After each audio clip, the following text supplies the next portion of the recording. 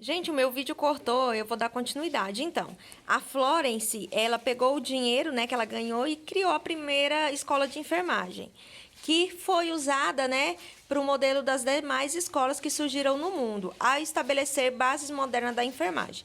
E a gente tem a terceira etapa do processo, o desenvolvimento dessa atividade é uma consequência dos conhecimentos acumulados por Florence, representando um elevado privilégio para a atividade de enfermagem. Aí, depois de Florence, a gente teve Ana Neri, né? Ana Neri, que nasceu em 1814 e faleceu em 1980, foi a pioneira da enfermagem no Brasil.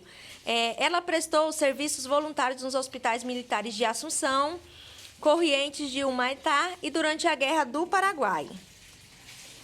Então, quando ela decidiu ir para a Guerra do Paraguai, em dezembro de 1864, ela morava em Salvador com os filhos Isidoro Antônio e Antônio Pedro, e Justiano, seu marido, capitão da fragata de Isadoro Antônio Neri.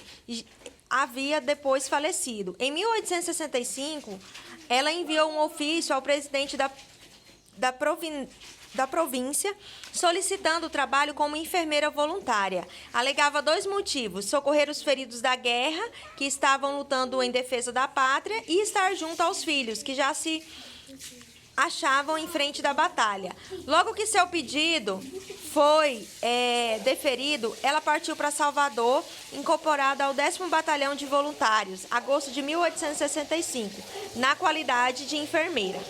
Ana Neri, ela permaneceu no Exército Brasileiro por quase 5 anos. Na guerra, ela perdeu um filho e um sobrinho e teve extraordinária atuação. É considerada, portanto, a primeira enfermeira voluntária no Brasil.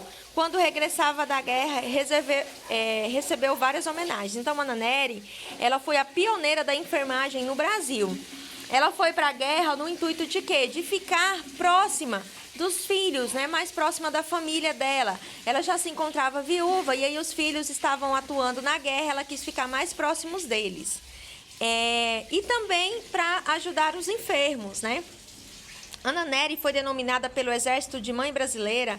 Posteriormente, Carlos Chagas também a homenageou, batizando com seu nome a primeira escola oficial brasileira de enfermagem de alto padrão, em 1926, na cidade do Rio de Janeiro. Em 1938, Getúlio Vargas assinou o decreto número 2.956, que instituiu o Dia do Enfermeiro, a ser celebrado 12 de maio, devendo nessa data ser prestadas homenagens especiais à memória de Ana Neri, em todos os hospitais e escolas de enfermagem no país. Então, após a morte de Ana Neri, ela foi reconhecida, né, no nosso país como a pioneira da enfermagem, tanto que o dia 12 de maio é comemorado o Dia do Enfermeiro em homenagem a Ana Neri. E neste ano de 2009, por intermédio da Lei 12.105, de 2 de dezembro de 2009, Ana Justina Ferreira Neri entra para o livro dos heróis da pátria, depositando no Panteão da Liberdade e da Democracia em Brasília, no Distrito Federal. Depois de Ana Neri, a gente teve Wanda de Aguiar Horta, que, por coincidência, é de Belém do Pará. Depois dela, passaram a ser tratados como seres humanos com sentimentos, emoções e métodos de enfermagem. Então, depois do trabalho de Ana Neri, o ser humano ele passou a ser visto como um ser, né, que tem sentimentos, que tem emoções e que também precisam ser tratadas. Ela padronizou, na verdade, a enfermagem no seu atendimento das necessidades básicas humanas, né? Ela promoveu, através da educação, a assistência de recuperação, manter e promover sua saúde, contando para isso com a colaboração de grupos profissionais, gente que cuida de gente. Wanda Horta, também conhecida como Wanda Horta Belém, nasceu em Belém do Pará, dia 11 de agosto de 1926, e morreu em 15 de julho de 1981. Foi a enfermeira que introduziu os conceitos de enfermagem, que são aceitos atualmente no Brasil. O seu trabalho foi reconhecido e implantado em todas as instituições de ensino, pois sua teoria sobre a enfermagem é mais aceita entre todas as teorias, chamada de teoria das necessidades básicas humanas. Então, Wanda Horta, hoje, ela é o espelho da enfermagem que temos hoje em dia. a sua teoria das necessidades básicas, que incluíam o ser como um ser pensante, que tem sentimentos e que precisa ser tratado dignamente, né, e com humanidade. A gente vai passar agora para prevenção de acidentes. A gente sabe, né, que os hospitais, eles são locais em que são propícios a acontecer vários tipos, né, de acidentes. Por quê? Por conta da sua estrutura física, a gente trabalha com material pérfuro-cortante, a gente está todo o tempo submetido a radiações, a infecção por material biológico, né? Pela carga de trabalho excessiva. Então, o hospital ele é um lugar propício a acontecer vários tipos de acidente. Então, aonde se articula várias áreas de conhecimento destes profissionais de saúde, que é médico, enfermeiro, farmacêuticos, técnico de diagnóstico de enfermagem, pessoal administrativo, gestores de informática, entre outros. Na verdade, pode ser considerado como uma organização de alto risco.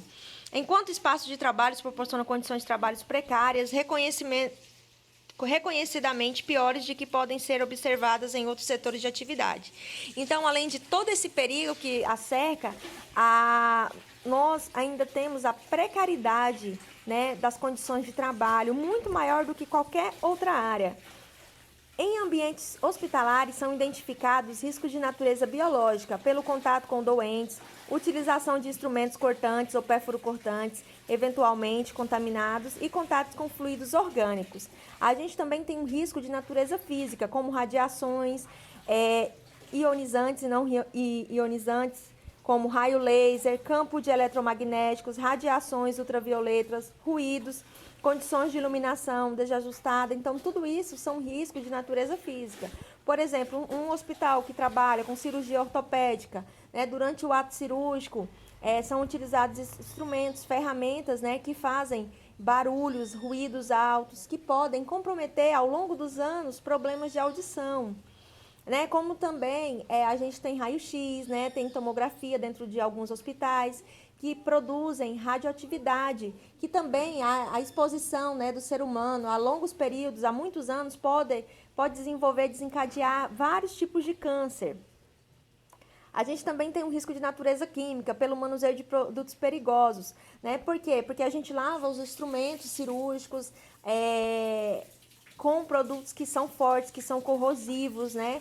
Que para conseguir matar esporos, que a gente sabe que esporos é mais difícil de matar do que bactéria, a gente precisa utilizar de produtos de fortes, né? Produtos tóxicos. A gente também tem um risco ergonômico. Por quê? Porque a gente faz a mobilização de paciente, a gente fica por longos períodos em pés, né? Também ficamos por várias horas trabalhando, às vezes fazemos períodos longos de 12, 24, 48 horas. Então, acaba que é um trabalho muito cansativo e muito puxado. Então, a gente fica todo o tempo correndo o risco de sofrer um acidente no trabalho ou ter alguma doença desencadeada desse tipo de serviço. E a gente também tem, claro, os riscos psicossociais, porque a gente está todo o tempo frente a frente com a morte, né? A gente vê os pacientes partindo, né? Temos também, por exemplo, altas taxas de adrenalina, né? Porque a todo momento algum paciente pode passar mal. Então, isso tudo mexe com o intelecto, né, das pessoas e acaba levando a ter depressões, desenvolver alguma doença mental, até mesmo pelo trabalho exaustivo que temos, né, na nossa área. Então, o hospital é um lugar que transmite muito risco para os profissionais da área da saúde.